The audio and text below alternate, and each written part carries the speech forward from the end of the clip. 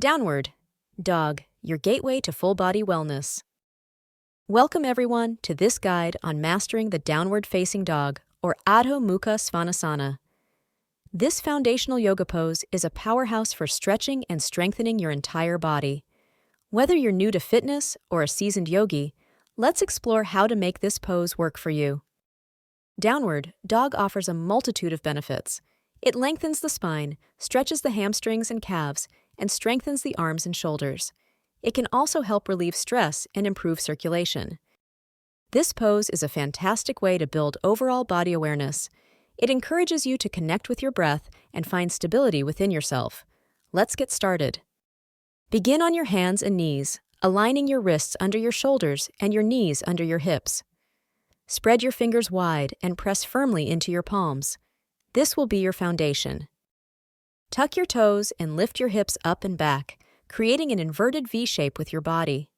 Engage your core and try to straighten your legs as much as possible. Don't worry if your heels don't touch the ground. Focus on lengthening your spine and drawing your shoulders away from your ears. Your head should be relaxed, gazing softly towards your feet. Breathe deeply and evenly.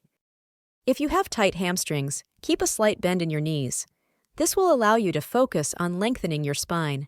You can also pedal your feet, bending one knee at a time to further stretch your calves. If you experience wrist pain, try rotating your fingers slightly outward. You can also place a folded towel under your wrists for extra support. Listen to your body and modify as needed. Remember, consistency is key. The more you practice downward dog, the more comfortable and beneficial it will become. Avoid rounding your back. Focus on maintaining a long, straight spine. Also, be mindful of your shoulders. Don't let them creep up towards your ears. Don't hold your breath. Maintain a steady, even breath throughout the pose.